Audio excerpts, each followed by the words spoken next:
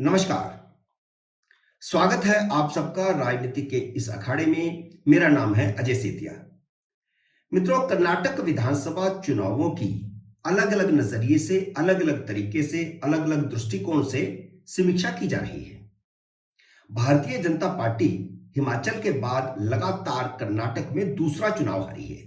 इन दोनों ही राज्यों में भारतीय जनता पार्टी की सरकार थी और चुनावों से पहले भारतीय जनता पार्टी के समर्थक लगातार ये कह रहे थे कि नेक टू नेक फाइट है, लेकिन दोनों ही राज्यों में नतीजे नेक टू नेक नहीं आए।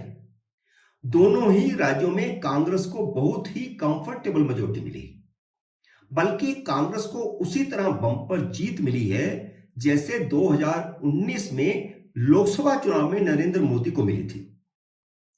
कर्नाटक में तो 34 साल बाद यह रिकॉर्ड टूटा है। इस दौरान विधानसभा चुनाव में किसी को 40% से ज्यादा वोट नहीं मिले थे। आखिरी बार 34 साल पहले कांग्रेस को 43.76% वोट मिले थे और अब भी लगभग उतने प्रतिशत उनको मिल गए। हाँ, लोकसभा की बात अलग है। लोकसभा में तो पिछली बार भी भारतीय जनता पार्टी को 50% वोट मिल गए थे और 28 में से 25 सीटें जीती थी। लेकिन जहां तक विधानसभा चुनावों का सवाल है तो यह एक तरह से कांग्रेस की रिकॉर्ड जीत है। हालांकि 34 साल पहले उसे वोट भले ही 43.76% मिला था, लेकिन सीटें 178 मिल गई थी। जेडीएस के कारण त्रिशंकु विधानसभा की भविष्यवाणी की जा रही थी और बीच में अगर हम 30-35 साल का आकलन करें तो 2008 को छोड़ करके लगातार 3-4 चुनावों में त्रिशंकु विधानसभा आती रही है। इस बार भी सारे सर्वेक्षणों में त्रिशंकु विधानसभा की भविष्यवाणी थी और ये भविष्यवाणी करने वाले सारे चुनाव सर्वेक्षण इस बार पूरी तरह फेल हो गए। तो इसके कई कारण भी हैं। सबसे पहला कारण यह है कि किसी ने अनुमान ही नहीं लगाया था कि दलित, आदिवासी और मुस्लिम कांग्रेस की ओर लौट रहे हैं और इन चुनाव नतीजों ने बताया है कि दलित, आदिवासी और मुस्लिम कांग्रेस की तरफ लौट गए हैं। अगर यही ट्रेंड सारे देश में चलता है तो राज्य विधानसभाओं में भारतीय जनता पार्टी का जीतना लगभग मुश्किल हो जाएगा। लोकसभा चुनाव की अभी भविष्यवाणी नहीं की जा सकती, क्योंकि लोकसभा चुनाव में अगर हम देखें तो 2018 में कर्नाटक में ही भारतीय जनता पार्टी को 36% वोट मिले थे और 105 सीटें मिली थी, बहुमत नहीं मिला था। जबकि एक साल बाद ही जब लोकसभा चुनाव हुए तो भारतीय जनता पार्टी को 50% वोट मिले थे और 28 में से 25 लोकसभा सीटें मिली थी। इसलिए अभी लोकसभा के बारे में कहना ठीक नहीं है, लेकिन अगर यह ट्रेंड चलता है मुस्लिम, दलित और आदिवासी का, तो राज्य विधानसभाओं में भारतीय जनता पार्टी का जीतना बहुत मुश्किल हो जाएगा। गैर कांग्रेसी विपक्षी नेता बहुत उत्साहित हैं कि सबने मिलकर चुनाव लड़ा तो 2024 में मोदी को हराना मुश्किल नहीं होगा। ममता बनर्जी, नीतीश कुमार, शरद पवार, उद्धव ठाकरे और बाकी सभी विपक्षी नेता भी इसी तरह के बयान, इसी लाइन पर बयान दे रहे हैं। लेकिन वे समझ नहीं पा रहे कि कर्नाटक के नतीजे कोई विपक्षी एकता के कारण नहीं आए हैं।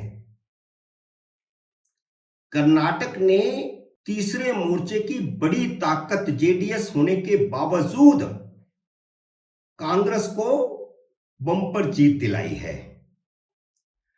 कर्नाटक चुनाव नतीजों का मतलब यह है कि कांग्रेस ने तीसरे मोर्चे की बढ़ती ताकत को ब्रेक लगाई है।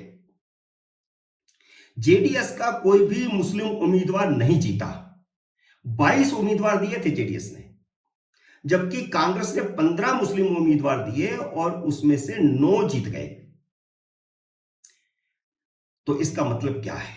इसका मतलब साफ है कि जेडीएस की तरफ, यानी तीसरे मोर्चे की तरफ, तीसरी ताकत की तरफ, सेकुलर दल जो गैर कांग्रेसी हैं, उनकी तरफ जो मुस्लिम वोट किया था वो वापस कांग्रेस की तरफ लौटा है।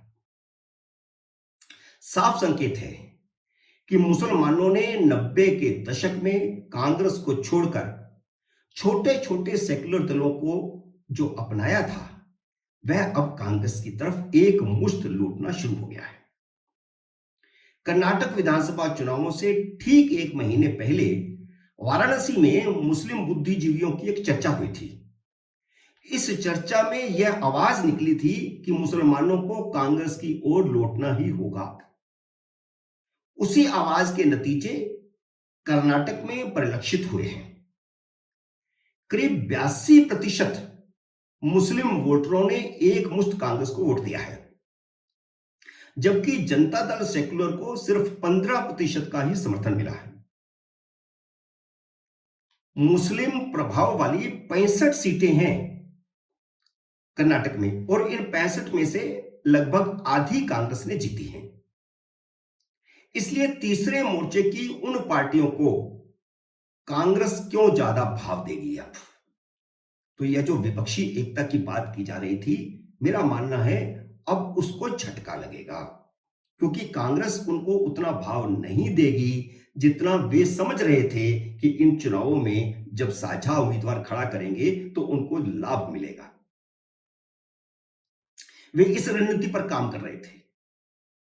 उनके लिए तो बहुत बड़ा झटका है। वे समझ रहे थे कि कर्नाटक में हंग असेंबली आएगी और कुमारस्वामी मुख्यमंत्री बन जाएंगे। इस पर राजद, सपा, जदयू और जेडीएस का विलय करने से विपक्षी मोर्चे में नए जनता दल की हैसियत कांग्रेस के बराबर हो जाएगी। अपने एक पिछले वीडियो में मैं बता चुका हूं कि नीतीश कुमार इस कोशिश में लगे हैं कि इस बार कांग्रेस की स्थिति काफी कमजोर है, तो उसका लाभ उठाकर के जो तीसरे मोर्चे के पुराने दल हैं और खासकर जनता दल से टूटे हुए जो 4-5 दल हैं, अगर उनको एकजुट कर लिया जाए तो यह जो नई ताकत होगी वह इस विपक्षी मोर्चे में कांग्रेस के मुकाबले में ज्यादा ताकतवर होगी।